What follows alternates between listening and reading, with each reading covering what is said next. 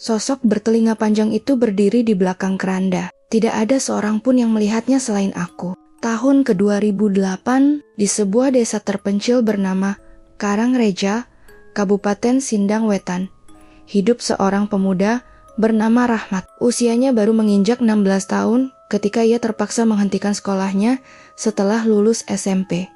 Bukan karena malas belajar, melainkan karena keluarganya tak lagi mampu membayar biaya pendidikan. Sebagai anak keempat dari 5 bersaudara, Rahmat memilih membantu orang tuanya yang memiliki warung kopi sederhana di pinggir jalan desa. Setiap hari ia mencari pekerjaan apa saja, menebang rumput, membersihkan kebun, mengangkat barang, apapun yang halal. Sampai suatu pagi, seorang ketua RT bernama Pak Salim datang ke warung. "Apa kamu malu kerja kasar, Mat?" tanya Pak Salim. Rahmat menggeleng. "Yang penting halal, Pak." Pak Salim hanya tersenyum. Rahmat tak pernah menyangka bahwa percakapan sederhana itu akan mengubah hidupnya selamanya. 3 hari kemudian, pukul 7 pagi, pengumuman kematian terdengar dari pengeras suara masjid. Seorang sesepuh desa bernama Mbah Wiryo meninggal dunia. Tak lama kemudian telepon Rahmat berdering. "Mat, bisa bantu gali makam?" Tanpa pikir panjang, ia mengiyakan. Hari itu menjadi hari pertama Rahmat menjadi penggali kubur. Di tanah wakaf desa, ia ditemani seorang penggali senior bernama Kang Darto. Awalnya semua terlihat normal, namun ketika kedalaman lubang baru mencapai sekitar 20 cm, Rahmat mulai merasakan sesuatu. Kakinya terasa seperti berdiri di atas genangan air. Padahal tanah itu kering. Semakin dalam menggali, perasaan aneh itu semakin kuat. Lalu kejadian yang tak bisa dijelaskan terjadi. Dari dalam tanah keluar gumpalan-gumpalan bulu putih halus, bukan 1 atau 2. Semakin lama semakin banyak. Seperti bulu kucing, seperti bulu burung. Seolah-olah ada sesuatu yang terkubur jauh di bawah sana, Kang. "Ini normal?" tanya Rahmat. Kang Darto hanya menjawab pendek, "Jangan banyak mikir, terus gali." Namun, firasat buruk mulai tumbuh di dalam hati Rahmat. Menjelang siang, jenazah Mbah Wiryo akhirnya datang. Warga berbondong-bondong mengangkat keranda menuju makam. Disitulah Rahmat melihatnya. Seorang lelaki tinggi besar berjalan paling depan. Pakaiannya aneh, bukan seperti pelayat biasa. Ikat kepala, merah putih, rompi hitam. Tubuhnya tegap seperti pendekar zaman dulu. Namun yang membuat Rahmat merinding bukan pakaiannya, melainkan telinganya. Panjang, melebar, hampir menyerupai sayap kelelawar. Rahmat berkali-kali bertanya kepada Kang Darto, "Siapa orang itu?" Tetapi Kang Darto selalu menjawab, "Orang mana?" Tak seorang pun melihat sosok tersebut, hanya Rahmat. Dan yang lebih mengerikan, saat keranda dipikul, lelaki itu tampak mengangkat salah satu sisi keranda seorang diri, tanpa terlihat keberatan sedikit pun. Seolah berat jenazah itu tidak berarti apa-apa baginya. Pemakaman selesai. Doa-doa dipanjatkan. Warga mulai pulang. Namun ketika Rahmat menoleh ke arah rumpun bambu di belakang makam, sosok itu masih ada. Diam, memandang ke arahnya. Tidak bergerak, tidak berkedip. Seolah sedang menunggu sesuatu. Saat itulah, ketakutan mulai merayap ke dalam dirinya. Sore harinya Rahmat membantu mengantar paket milik tetangganya. Menjelang maghrib, ia pulang melewati jalan tua yang di sampingnya terdapat pemakaman kuno. Tiba-tiba, motornya mati, mesin mogok. Anehnya, motor itu tak bisa dinetralkan, tak bisa didorong, seolah ada tangan raksasa yang menahan roda belakangnya. Ketika sedang memeriksa motor, tanpa sengaja, Rahmat melihat ke kaca spion dan darahnya seakan berhenti mengalir. Di jok belakang, duduk sosok yang sama. Lelaki bertelinga panjang itu, matanya menatap lurus ke arah Rahmat. Tanpa ekspresi, tanpa suara, Rahmat menjerit. Motornya ditinggalkan begitu saja. Ia berlari hampir 1 kilometer menuju musala terdekat. Saat kembali bersama warga, motor itu masih berdiri di tempat yang sama.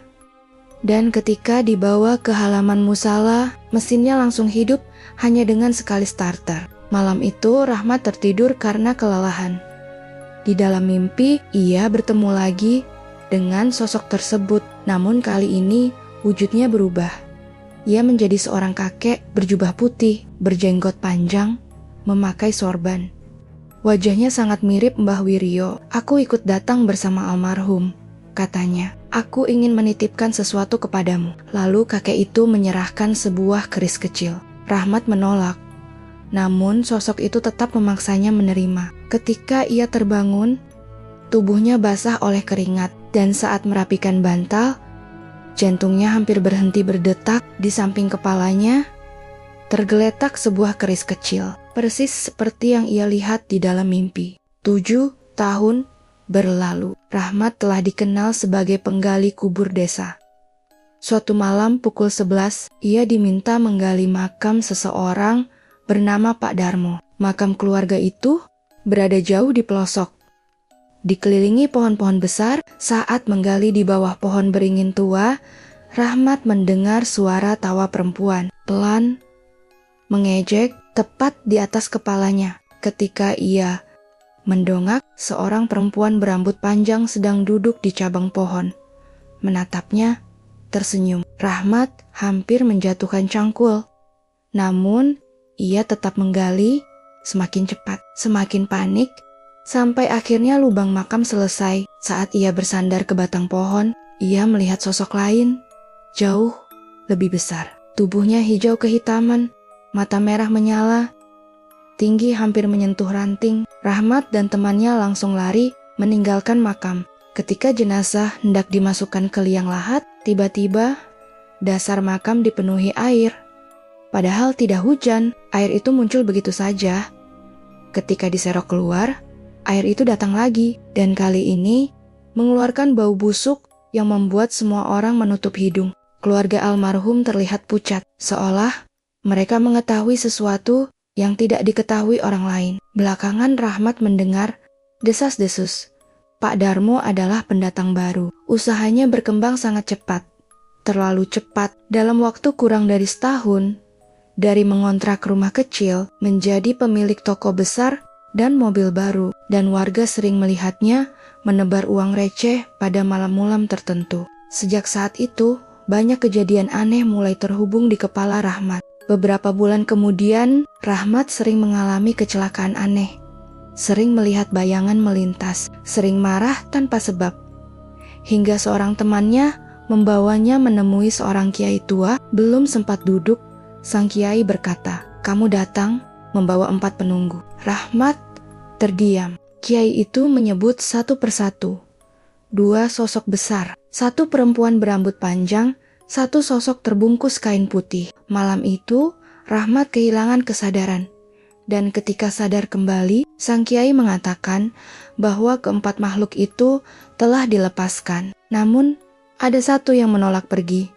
Sosok tua berjubah putih yang selama ini selalu menjaganya. Sosok yang pertama kali muncul saat pemakaman Mbah Wiryo tahun ke-2008. Sampai hari ini, Rahmat masih menggali kubur, bukan karena mencari upah, melainkan karena merasa pekerjaan itu adalah bentuk pengabdian kepada masyarakat. Ia telah menguburkan ratusan jenazah, melihat banyak hal yang sulit dijelaskan akal sehat.